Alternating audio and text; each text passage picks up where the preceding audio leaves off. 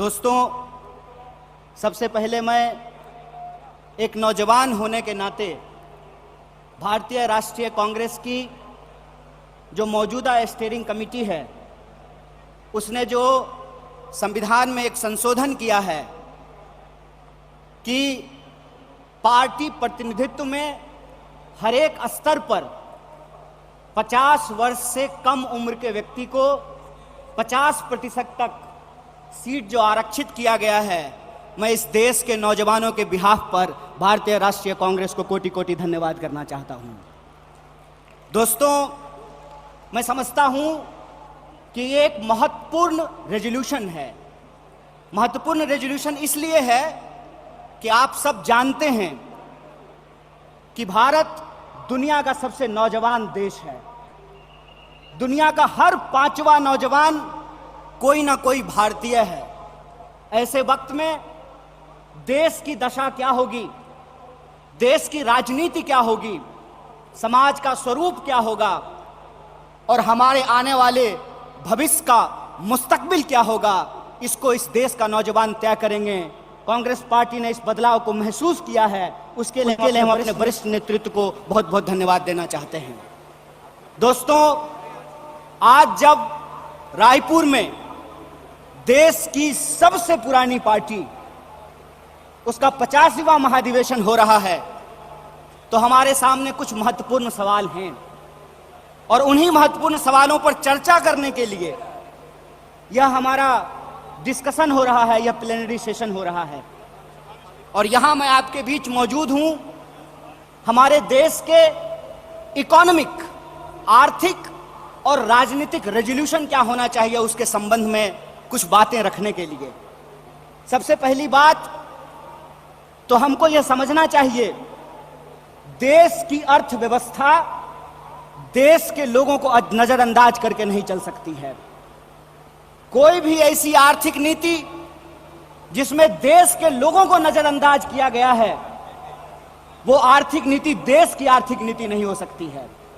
और आज हम जिस मोड़ पर खड़े हैं, हम देख रहे हैं कि नारा देश का लगाया जाता है, नाम देश का लिया जाता है और तिजोरियां दोस्त की भरी जाती है। ऐसी आर्थिक नीतियां आज इस देश के अंदर लाई जा रही है।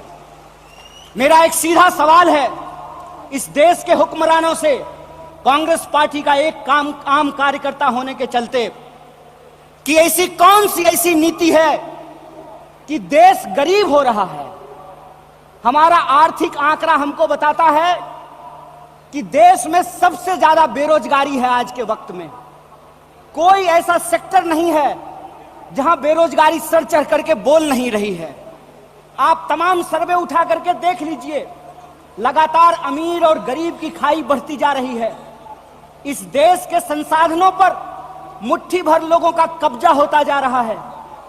वैसी परिस्थिति में जो देश की संकल्पना है, जिसको महात्मा गांधी ने देखा है, जिसको मौलाना अबुल कलाम आजाद ने देखा है, जिसको सुभाष चंद्र बोस ने देखा है, जिसको श्रीमती इंदिरा गांधी ने देखा, जिसको स्वर्गीय राजीव गांधी ने देखा, जिसको इस देश की संविधान ने इस रूप में वर्णित किया है कि देश देश के लोगों से बनता है।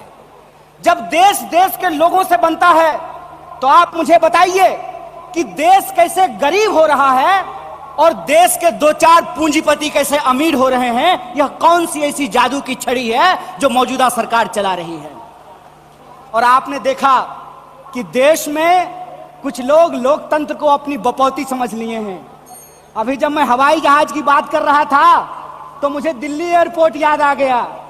दिल्ली एयरपोर्ट पे भारी जो है सिक्योरिटी फोर्स आई थी हमारे एक नेता को गिरफ्तार करने के लिए। तो मैं दिल्ली में बैठे हुए हुक्मरानों को इस महाधिवेशन के माध्यम से कहना चाहता हूं, आपको मालूम नहीं है भारतीय राष्ट्रीय कांग्रेस का इतिहास। आपके पुरखों ने जिन अंग्रेजों की चापलूसी की थी, उन अंग्रेजों से लड़ करके हमने इस देश को आजादी दिलाई। इस बात को याद रखिएगा। ना आपके जेल से डरेंगे, ना आपके मुकदमे से डरेंगे, ना आपकी लाठियों से डरेंगे, ना आपकी गोलियों से डरेंगे। भारतीय राष्ट्रीय कांग्रेस इस देश की पार्टी है और इस देश के हकूक के लिए लड़ती रहेगी, इस बात को याद रखिएगा।